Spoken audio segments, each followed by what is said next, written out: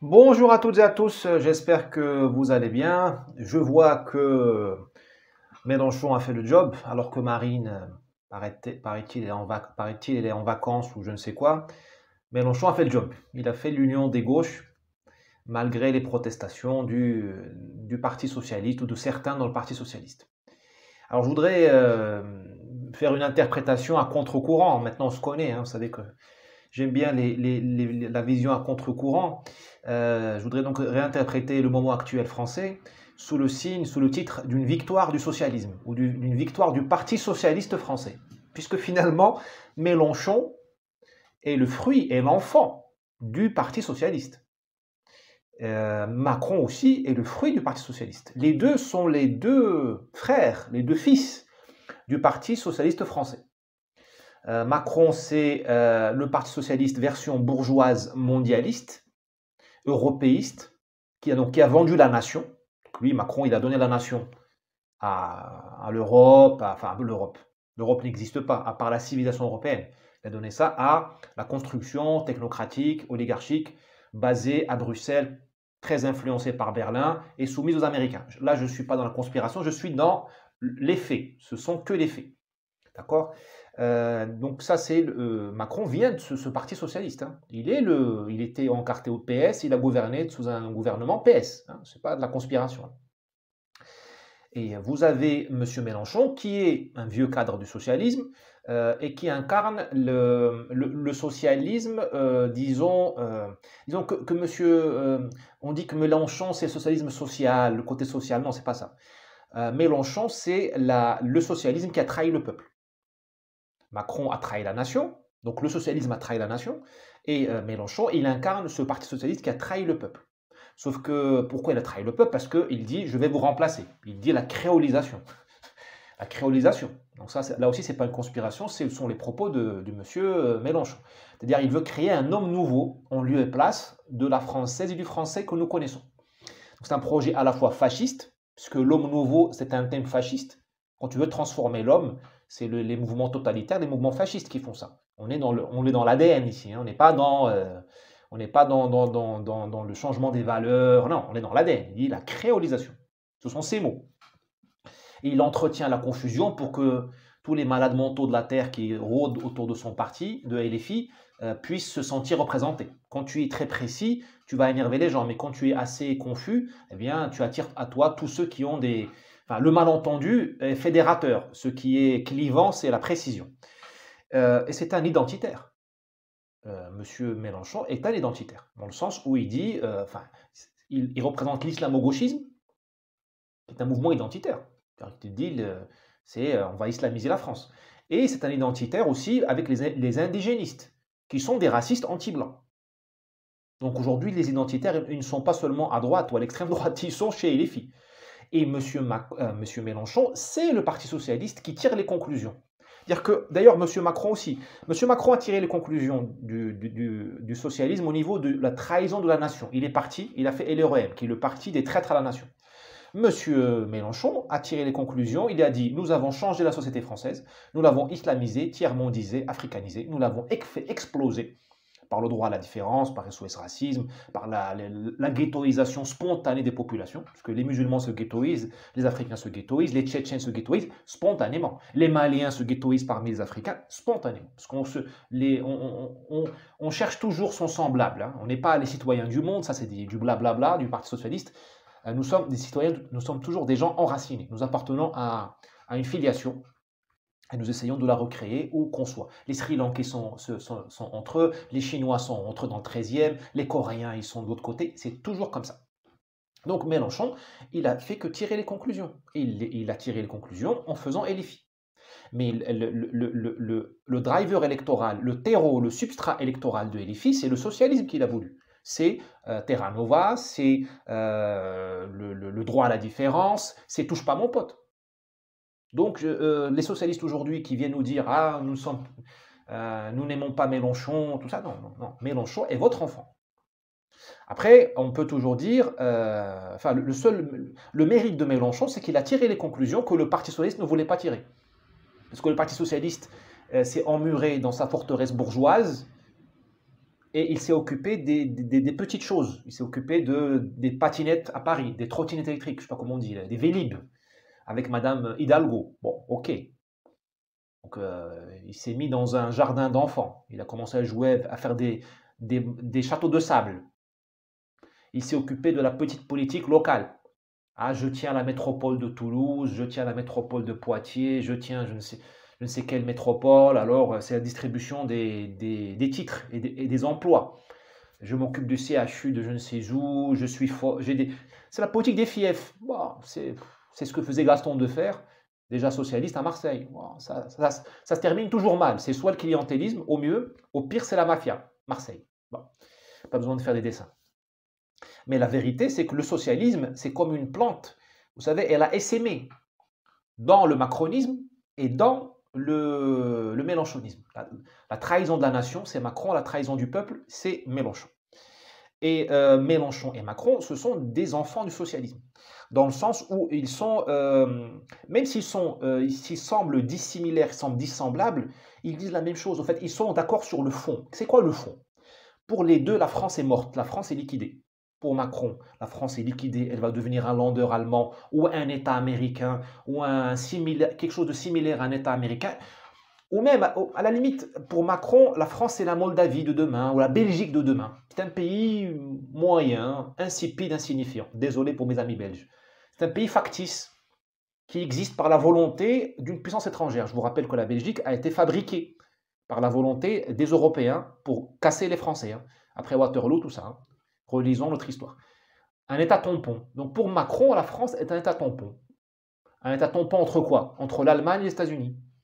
Entre l'Allemagne et l'Angleterre. Entre l'Allemagne et le Maghreb, que les Allemands ne comprennent pas parce qu'ils ne comprennent pas la Méditerranée. Ce n'est pas des latins. Bon, voilà. Voilà. Donc ça, c'est Mélenchon pense pareil. Il le dit différemment, mais Mélenchon est pour Maastricht, pour l'euro, pour Schengen, voilà. Pas déconner. Ce sont tous des européistes. Et en plus, ce sont tous des fascistes. Au sens très, très extensif du terme. Hein. Ce n'est pas des fascistes mussoliniens, ce n'est pas des nazis, hein, on n'est pas ridicule. Mais ce sont tous des gens qui veulent le changement de population en France. Mélenchon, macronisation. Macron, il te dit, je veux un peuple nouveau, voilà. Je veux qu'une femme voilée soit féministe, tout ça. Ils sont d'accord sur tout. Ce sont tous des islamo-gauchistes. Sauf que c'est la coloration qui change. Et c'est les classes d'âge. C'est la même pensée. C'est-à-dire que M. Macron, il est jeune, hein, très jeune, mais c'est le candidat des vieux, donc des boomers, comme dit mon ami Pierre-Yves Rougeron, des vieux, des retraités qui veulent l'euro stable, quitte à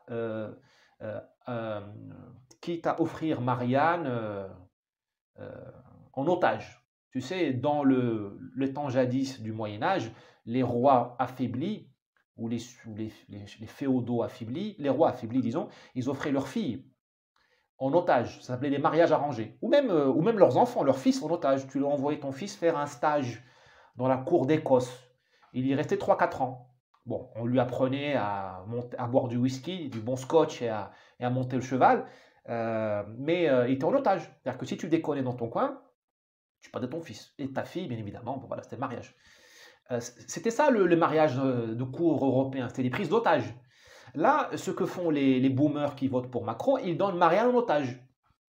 Aux Allemands, à la BCE, parce que les 600 milliards de dettes, hein, c'est la France qui donne en otage. Hein. Demain, on va donner Versailles. Hein, parce qu'on ne sait pas rembourser 600 milliards à vide homme. Hein. On va donner Versailles, on va donner je ne sais pas quoi, la Riviera. Tu sais, les Russes, ils rêvaient de Nice ou d'Antibes ou du Cap d'Antibes ou de Juan-les-Pins.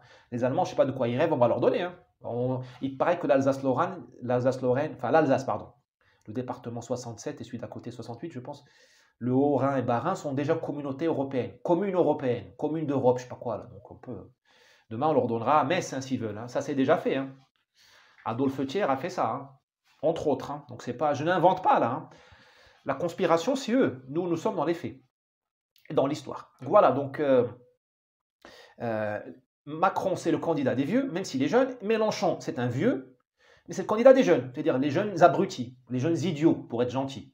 C'est les étudiants qui crèvent la dalle, c'est leurs professeurs qui n'ont toujours pas compris que le Tchétchène, qui a tué Samuel Paty, il vote lui aussi pour Mélenchon. Donc c'est les profs et c'est les profs qui se font tabasser par leurs élèves et qui défendent le gars qui donne à leurs élèves le droit de tabasser les profs. Parce qu'il leur dit, il n'y a pas d'autorité, vous êtes chez vous en France, ne changez pas, n'acceptez pas nos règles. Voilà. Bon.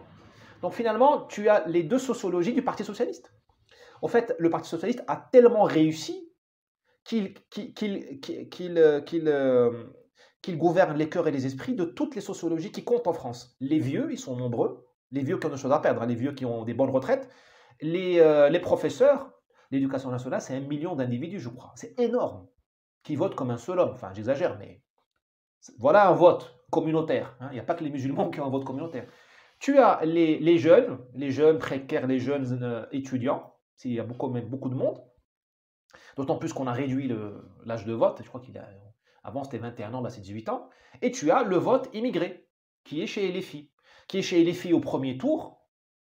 Premier tour, les banlieues votent, votent Mélenchon, au deuxième tour, elles votent Macron. C'est-à-dire, elles votent socialiste. C'est le socialisme qui a tellement réussi qu'il a essaimé, il a changé la marque. C'est ça le succès d'une marque commerciale, c'est quand tu deviens le mainstream, enfin, quand tu deviens, ton business model est copié par tout le monde. C'est ça, c'est quand tu deviens la matrice. Alors, au passage, le PS va exploser, on va disparaître, on va devenir comme les radicaux socialistes, un parti de témoignage, une relique vivante, comme les radicaux socialistes, je ne sais quoi, bon, le centre des indépendants, je ne sais pas quoi. Bon, c'est un prix à payer, mais vos idées ont gagné, les gars. Vous devriez faire la fête. Vos idées ont gagné. Je ne sais pas pourquoi Macron ne vous dérangeait pas parce qu'il a trahi la nation. Là, quand vous avez Mélenchon qui dit le communautarisme, tout ça, là, ça gêne. Mais bon. Ce ne sont que des c'est votre réussite. Hein, c'est vous qui avez voulu ça. Alors maintenant, il y a le Parti socialiste et il y a les gens qui votent PS. Et il faut faire preuve d'humilité ici. Il ne faut pas être trop dur avec eux parce que tout le monde se trompe. Tout le monde est faillible. Nous aussi, on se trompe. D'ailleurs, eux, au moins, enfin, la gauche, au moins, elle fait le job. Ils se sont alliés. Nous, les abrutis que nous avons comme directeurs de nos mouvements, ne sont même pas foutus de se mettre d'accord. Hein, je ne donne pas des noms pour ne pas être misogyne. Mais abrutis quand même. Hein. Voilà. Bon. Donc, il y a des socialistes véritables, enfin, il y a des socialistes qui, même s'ils se trompent en votant PS pour toutes ces politiques que je viens de décrire, sont des gens bien. J'en connais, à titre personnel. Donc, je leur dis, chers amis, tout le monde se trompe. Tout le monde se trompe. Nous, la droite, on a pu éventuellement nous tromper avec Vichy. Enfin, Vichy, c'était aussi un phénomène de gauche. Mais disons que on a payé le prix de Vichy, on le paye depuis 1939, depuis 1945. Vous avez eu votre Vichy. Votre Vichy, c'est l'immigration de masse, c'est Maastricht, c'est la déflagration de la France. Et encore, on n'a pas encore... votre Vichy va durer des années parce que c'est une guerre contre la France, une guerre civile, une guerre de l'Europe contre la France, des États-Unis contre la France qui va durer des années. Hein. On se prend chaque mois un coup de canif. Hein. Bon. Donc tout le monde se trompe. Maintenant, il vous faut... et tout le monde peut avoir des enfants qui ne sont pas conformes à ses valeurs. Tu peux faire un gosse, tu peux l'éduquer comme il faut, et il peut faire des bêtises, il peut se faire prendre pour cambriolage ou être drogué. Donc je comprends que Mélenchon vous énerve, même s'il vient de votre matrice, mais je comprends. Vous n'êtes pas responsable forcément de tous les délires de votre parti. Mais à un moment donné, il faut savoir pourquoi on fait ça, pourquoi on se bat, quelle est la cause. Si la cause c'est l'humanisme, si la cause c'est le socialisme véritable, c'est-à-dire la lutte des classes, c'est-à-dire la lutte des classes par le réformisme, le communisme c'est la lutte des classes par la révolution, par la dictature. Vous, le socialisme, c'est la lutte des classes par le réformisme. Eh bien, les gars, on peut discuter. On peut discuter. Moi, je pourrais tout à fait, enfin, moi, je suis personne, mais je pourrais tout à fait m'asseoir avec le socialisme des années 50. Mendes France, Mitterrand, des années 50, il n'y a pas de problème. Jusqu'aux années 60, le socialisme était tout à fait très intéressant. Il avait beaucoup de choses à dire. il s'est dévoyé, il s'est perdu après les années 80. Quelqu'un comme Védrine, il n'y a pas de problème. Quelqu'un comme, je sais pas moi, Cotte, qui était ministre de la Coopération sous Mitterrand, enfin, même Roland Dumas, malgré ses dérives au ministère même Roland Dumas, en tant que diplomate, il n'y a pas de problème. Roland Dumas, hein, celui qui a défendu les porteurs de valises pour le FLN, même lui, on peut discuter avec lui, parce qu'il a une vision de la raison d'État. Le socialisme jusqu'aux années 80, il avait la raison d'État. Mitterrand a défendu la France. Mais enfin, je sais pas comme l'aurait fait De Gaulle, mais comme un grand chef d'État. Il a défendu la France. Au Rwanda, vis-à-vis de la réunification allemande, il était contre, il avait raison. Il a défendu le bon sens en Europe, en engueulant les Allemands qui avaient reconnu la Croatie et la Slovénie, qui a mis le feu aux poudres au Balkan, déjà, dans les années 90, en calmant les Américains dans la première guerre du Golfe. Mitterrand, il a eu raison sur plein de choses. Donc, le problème, enfin, si le socialisme veut revenir à ses sources, on peut discuter, on peut sauver la France ensemble, enfin, essayer de la sauver ensemble. Mais s'il continue de draper de son voile bourgeois bien pensant, moi j'ai raison, tout le monde est d'extrême droite, là on ne peut pas discuter. Et là, il va disparaître réellement. Parce que Macron, c'est la hyène c'est une hyène, allégoriquement, de manière métaphorique, je dis ça, et M. Mélenchon, c'est une autre hyène. Ils vont vous dépecer. Il ne restera plus que les livres avec les photos de Jean Jaurès, Jules Ferry, Mitterrand, tout ça. Si vous voulez avoir une chance, il faut que vous fassiez votre mea culpa. Faites votre mea culpa, les gars. Parce que, et le Parti socialiste est un parti qui est très bon dans l'aggiornamento. Le Mitterrand des années 70 n'est pas le Mitterrand des années 50. Je vous rappelle que l'Algérie française, c'était Mitterrand. Mitterrand était ministre de la Justice. Il en a signé des dizaines et des dizaines de peines de mort. Mitterrand il a laissé faire la torture en Algérie. Le Parti socialiste était contre l'Algérie musulmane, était contre l'indépendance algérienne, était Algérie française. Soustelle est un homme de gauche.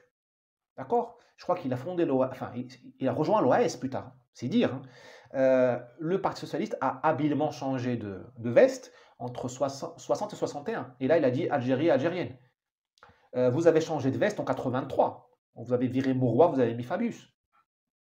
Donc les gars, vous êtes capables de changer, de faire votre mise à jour. Faites-la et réconciliez-vous avec votre tradition d'un socialisme social. Là, on est tous d'accord. Il n'y a pas de problème. Et si vous avez des solutions que nous, on n'a pas, mais dites-les. Vous nous dites, vous êtes d'extrême droite si vous voulez l'assimilation. Si vous voulez la remigration, c'est d'extrême droite. D'accord, nous sommes d'extrême droite. Quand Mélenchon dit, je veux la créolisation, vous dites non. Bah, qu'est-ce que vous voulez faire? Parce que Mélenchon, lui, au moins, il est cohérent. Il a compris qu'il n'y aura plus d'assimilation. Mélenchon, au moins, il est plus intelligent que l'extrême droite. Parce que l'extrême droite, elle rêve encore d'assimilation. Je ne sais pas si elle fait semblant d'y croire, mais il n'y a plus d'assimilation. Sauf pour ceux qui vont s'assimiler tout seuls. Hein. Je ne sais pas moi, les gens des dom-toms ou pour quelques personnes. Enfin, c'est un sport d'élite, l'assimilation. Ce n'est pas pour la grande masse, ce n'est pas pour les 10 millions de musulmans qu'il y a en France. Mélenchon, il a compris. Si le PS, disons canal historique, a compris autre chose, ben, qu'il nous dise c'est quoi la solution. On ne peut pas continuer comme ça. Vous tenez l'éducation nationale, vous tenez France Télévisions. Ben, dites-nous. Écrivez ça dans les manuels scolaires, dites-nous ce qu'il faut faire. Peut-être que nous, on se trompe, peut-être que vous avez des solutions pour l'assimilation, peut-être que vous avez des solutions pour rembourser la dette. Ben, formulez-les, mais ce n'est pas Hidalgo qui va le faire. Il faut qu'on arrête de... Voilà, soyons sérieux 5 minutes. Ce n'est pas Hidalgo qui va le faire, ce n'est pas Jack Lang. Voilà, c'est pas Thomas Piketty qui va nous dire oui, on a besoin des immigrés. Non, non. Tout le monde, Mélenchon, malgré ses défauts, c'est le type qui tire les conclusions. Il vous dit vos vérités. C'est une colonisation de peuplement qui a lieu en France. Elle n'est pas autour du travail. C'est une colonisation de créolisation. C'est une révolution française qui a lieu. Si vous trouvez qu'il se trompe, et si vous trouvez que Zemmour se trompe, ben, dites-nous ce qu'il faut faire. Redevenez la boîte à idées de la France. Très bien. Là, on peut vous écouter. Et sinon, moi, je rêve d'une union française des souverainistes contre les identitaires, à la limite. Parce que les identitaires, maintenant, ils sont chez les filles. Hein. chez les islamistes, ce sont les indigénistes, c'est tout ça, c'est M. Mélenchon. Il y a peut-être il y a pas peut-être, il y a des identitaires à droite, à l'extrême droite. Bon, s'ils ne veulent pas travailler avec les Français de branche dont je fais partie, bon, pourquoi pas, on peut travailler avec les socialistes qui font leur mea culpa. Mais on ne peut pas être... il y en a marre, et ça va être ma conclusion, il y en a marre d'être les seuls à faire à prendre des risques. Moi, j'en ai marre d'être... Enfin, moi, je suis personne, mais vous voyez ce que je veux dire. J'en ai marre d'être le seul à prendre des risques, à perdre ma respectabilité, à prendre des risques, à prendre le risque d'être censuré. Et le PS est dans sa tour d'ivoire en train de dire non, mais attendez, toi, tu es fasciste, toi, tu es identitaire, toi, tu ghetto. Mais les gars, mais non. Vous n'êtes pas un imam dans une mosquée en train de distribuer des fatwas. Non, vous n'êtes pas un prédicateur. Non, vous êtes des Français. Ben, les gars, vous êtes des acteurs politiques. Eh bien, mouillez-vous. Mouillez-vous. Parce que nous, on s'est mouillé. Je ne dis pas qu'on a eu raison. L'histoire dira qui a raison, qui a tort. Mais au moins, on s'est mouillé. On ne pourra pas nous reprocher de ne pas d'avoir gardé la neutralité. Le pire des crimes, c'est l'abdication, c'est la neutralité. Moi, j'en veux à mort aux abstentionnistes. J'en veux, parce que ce sont des ingrats. Ils sont nés, ils ont trouvé la France, pays membre du G7, pays industrialisé, pays démocratique, pays des libertés. Et ils font rien, ils sont là, oui, je suis dégoûté par Macron, par Mélenchon, par Zemmour. Je passe mon dimanche à jouer aux videogames ou à regarder la télévision, Netflix. Ingrat. Ingrat, parce que pendant que tu es en train de jouer aux jeux vidéo, Macron t'enlève tes libertés, Pfizer te pique, Van der Leyen va t'enlève ta souveraineté financière, Bruno Le Maire devient vassal des Américains, il dit qu'il veut détruire la Russie, l'économie russe, comme si nous étions... Bruno Le Maire, il se prend pour Colin Powell ou pour Rumsfeld alors qu'il est ministre français. Oui, je veux dire, Mélenchon te dit je vais te créoliser. Bah, mon gars, je suis désolé, hein. Dans la hiérarchie des péchés, c'est toi qui es au sommet. C'est toi. La neutralité est le péché. La neutralité, c'est le défaut suprême. J'en veux moins à Mélenchon qu'à un abstentionniste. Parce que tu serais abstentionniste en Érythrée, je te dis, c'est un pays qui est foutu. Tu serais abstentionniste en Somalie, pas de problème, je m'en fous. Au Yémen, c'est un pays qui est foutu. Parce que là, il y a plus de c'est fini, c'est fiasco. Mais abstentionniste en France, c'est juste un crime contre toi-même et tes enfants. Bon. Allez, je termine ici. On vous donne rendez-vous demain. On va parler d'assimilation et des francs-maçons. Allez, à demain. Ciao.